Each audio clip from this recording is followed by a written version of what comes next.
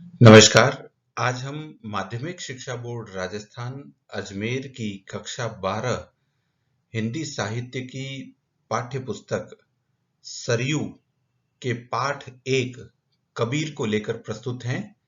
आज के इस वीडियो में हम इसका पहला भाग लेकर प्रस्तुत हैं, जिसमें कबीर के दोहे और उनकी सप्रसंग व्याख्या दी गई है। इसकी सामग्री हेतु हमें विशेष रूप से सहयोग मिला है श्री अजय कुमार पुरोहित, व्याख्याता हिंदी, जैसलमेर का। हम उनका आभार व्यक्त करते हैं। आइए अध्ययन करते हैं कबीर के दोहों का।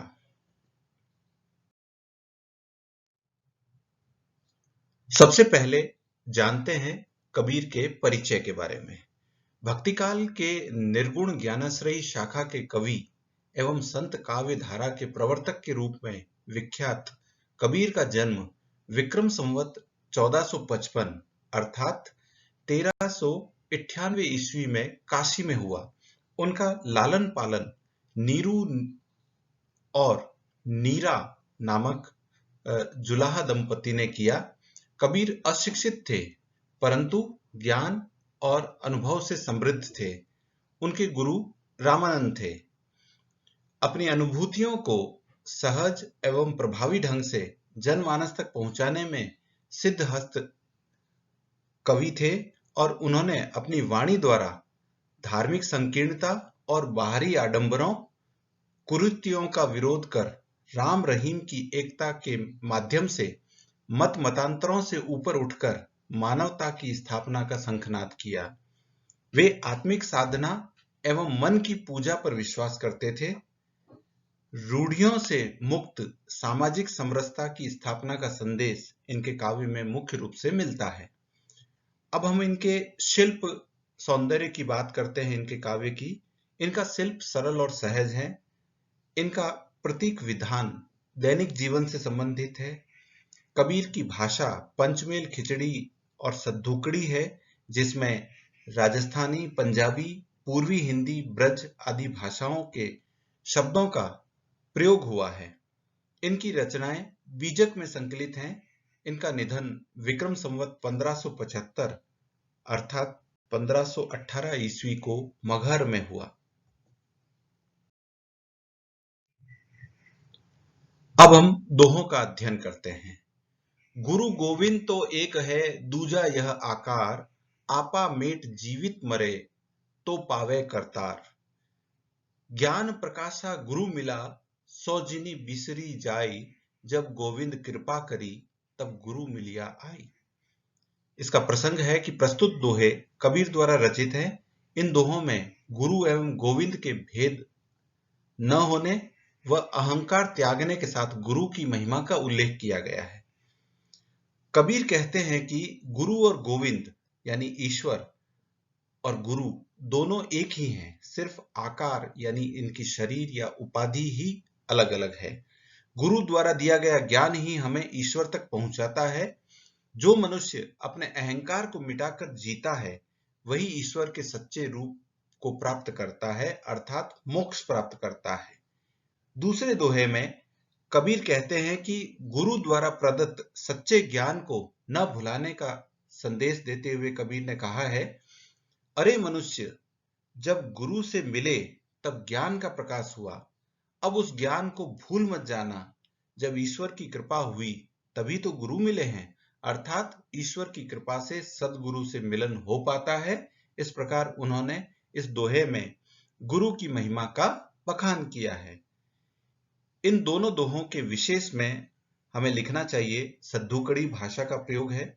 यह लगभग हम हर एक दोहे में लिख सकते हैं। साथ ही साथ इसमें आत्मा परमात्मा की एकता प्रकट की गई है। अलंकारों में इसमें अनुप्रास व रूपक अलंकार है। गुरु गोविंद में अनुप्रास और ज्ञान प्रकाशा में रूपक अलंकार है और इन सभी दोहों में उपदेशात्मक शैली का प्रयोग है। पीछे लागा जाई था, लोक वेद के साथ, आगे थे सतगुरु मिलिया, दीपक दिया हाथ। बूढ़ा था पे उबरा, गुरु की लहरी चमंकी, भरा देखा जर्जरा, तब उतरी पड़े फरंकी। तीसरे दोहे में गुरु द्वारा ज्ञान के माध्यम से सत्य का मार्ग बताने का भाव व्यक्त किया गया है और चौथे दोहे में गुरु की महिमा का वर्णन है। तीसरे दोहे में कबीर कहते हैं कि मैं अज्ञान रूपी अंधकार में भटकता हुआ लोक और वेदों में सत्य खोज रहा था। मुझे भटकते देख मेरे सद्गुरु ने मेरे हाथ में ज्ञान रूपी दीपक दिया, जिससे मुझे सत्य का मार्ग मिल गया। चौथे दोहे में कबीरदास जी कहते हैं कि मैं सांसारिक विषय वासनाओं रूपी समुद्र में डूब रहा था, तभी गुरु के ज्ञान रूपी लहर से सावधान होकर ऊपर आ गया। गुरु द्वारा दिए गए ज्ञान के प्रकाश से कर्म कांड रूपी बेड़े की जर्जरता साफ दिखते ही शीघ्रता से इससे दूर हो गया, अर्थात गुरु से ज्ञान प्राप्ति होने से सांसारिक आसक्ति से मुक्ति मिल गई। इसमें भी हम सद्दुकड़ी भाषा का प्रयोग, उपदेशात्मक शैली का प्रयोग यह लिखते हैं विशेष में। साथ ही साथ गुरु द्वारा ज्ञान रूपी दीपक प्रज्वलित करने की बात को हम लिख सकते हैं। श्लेष व रूपक अलंकारों का प्रयोग लिखना चाहिए और दीपक का प्रतीक के रूप में प्रयोग किया गया है, जिसमें लक्षणा शब्द शक्ति है। कबीर चित चमंकिया, कबीर चित चमंकिया, चहु दिसि लागी लाई, हरि सुमिरन हाथों घड़ा, बैगे लेहु बुझाई। पार ब्रह्म के तेज का कैसा है उन्मान, कहिबे को शोभा नहीं, देखा ही परमान। इन दोहों में कबीर ने भगवान का स्मरण करने के लिए कहा है और परमात्मा के आत्म साक्षात्कार के बारे में बताया है। कबीर कहते हैं कि हे जीव, संसार में तेरे चारों तरफ विषय वासनाओं रूपी आग लगी देखकर तेरा चित्त चौंक गया है। तेरे हाथों में ईश्वर स्मरण रूपी जल से भरा घड़ा है, जिससे तू तुरंत यह विषय वासना रूपी आग बुझा ले, ताकि यह तुम्हारा कुछ न बिगाड़ सके। अगले दोहे में कबीर ने कहा है कि परमात्मा के तेज स्वरूप का अनुमान कैसे लगाया जा सकता है, वह तो प्रत्यक्ष देखने से ही प्रमाणित हो सकता है। सिर्फ कहने भर से उसकी शोभा का वर्णन नहीं किया जा सकता। वह तो केवल आत्मानुभूति का विषय है। वह तो आत्म साक्षात्कार से ही देखा जा सकता है और लौकिक साधनों से तो केवल अनुमान ही लगाया जा सकता है। इसके विशेष में सद्दुकड़ी भाषा का प्रयोग, उपदेशात्मक शैली का प्रयोग लिखना चाहिए। साथ ही साथ ईश स्मरण व आत्म साक्षात्कार पर बल दिया गया है। चित चमंकिया लागी लाई में अनुप्रास अलंकार और हरि सुमिरन हाथों घड़ा में रूपक अलंकार का प्रयोग है।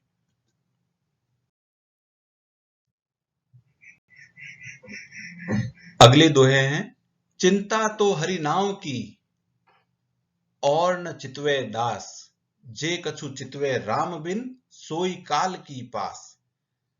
नैना अंतरी आव तू, नैन झांपी तो ही लेव, ना हो देखो और कू, ना तुझ देखन देऊं। कबीर ने बहुत सुंदर वर्णन किया है। सातवें दोहे में कबीर ने परमात्मा के नाम स्मरण को ही मुक्ति का साधन बताया है और आठवें दोहे में उन्होंने जीव की परमात्मा से अनन्य प्रेम की व्यंजना की है। कबीर कहते हैं कि केवल भगवान के नाम का ही चिंतन करें। भगवान का भक्त अन्य किसी नाम का स्मरण या चिंतन न करे। जो राम या ईश्वर का चिंतन स्मरण किए बिना अन्य सांसारिक विषयों का चिंतन करते हैं, वह काल के मृत्यु के बंधन में फंसता है और उसे मुक्ति नहीं मिलती। अगले दोहे में उन्होंने कहा है कि जीवात्मा कहती है, हे प्रिय, यहां प्रिय जो है वो परमात्मा के लिए है। हे प्रिय, तुम मेरे नेत्रों में समा जाओ, मैं तुम्हें नेत्रों के अंदर बसाकर इन्हें बंद कर लूं, ताकि मैं ना तो किसी अन्य को देखूं और ना तुम्हें किसी अन्य को देखने दूं। इस दोहे में कवि ने स्वयं को जीवात्मा माना है और परमात्मा को प्रिय माना है। इसके विशेष में सद्दुकड़ी भाषा का प्रयोग है और उपदेशात्मक शैली का प्रयोग है। साथ ही साथ परमात्मा से प्रेम व नाम स्मरण को महत्व दिया है और अनुप्रास अलंकार का सुंदर प्रयोग किया गया है।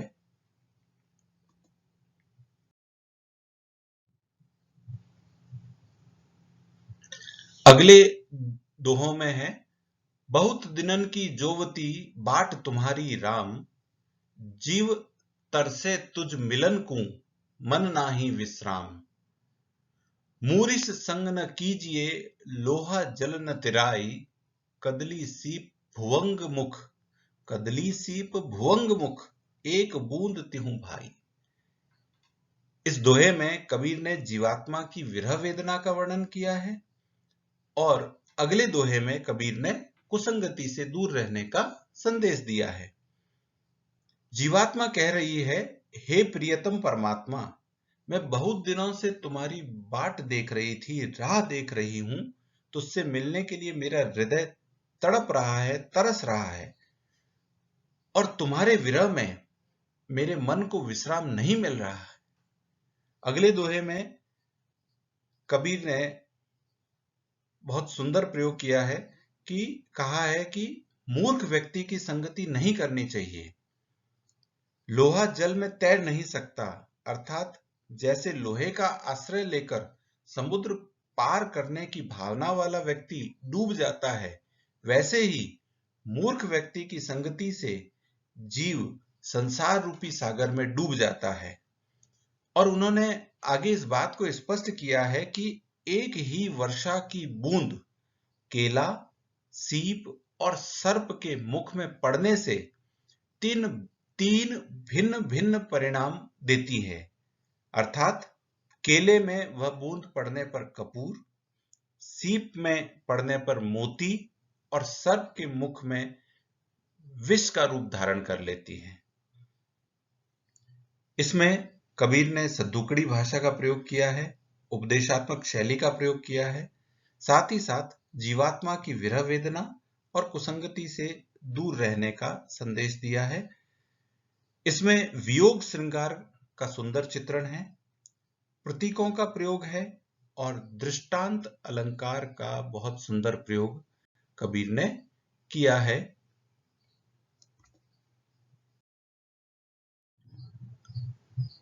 अगले दोहे हैं, यह ऐसा संसार है जैसा सेंवल फूल, दिन दस के व्यवहार को झूठे रंग न भूली।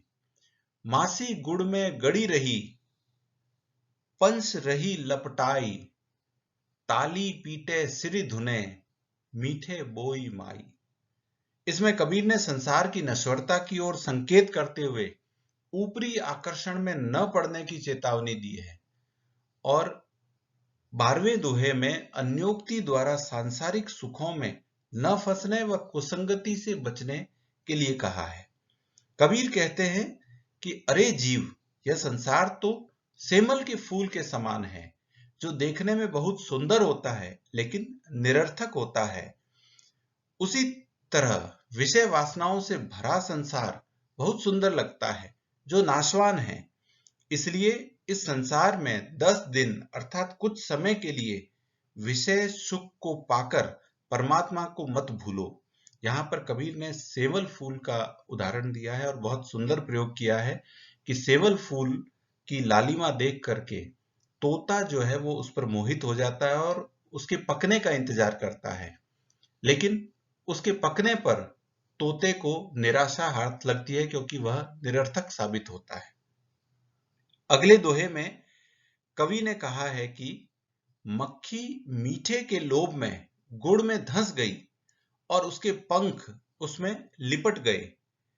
वह उससे छुटकारा पाने के लिए ताली पीटती है अर्थात हाथ मलती है और सिर धुनती है, परंतु उससे छूटकर उड़ नहीं पाती है।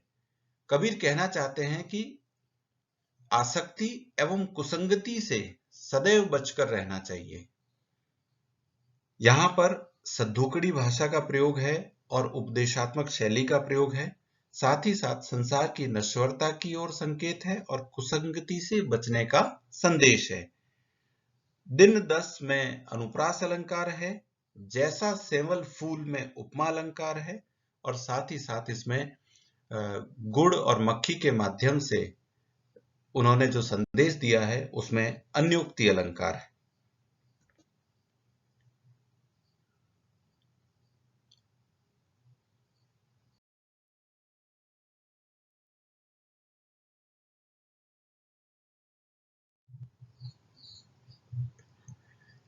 आशा है आपको कबीर के ये दोहे समझ आए होंगे।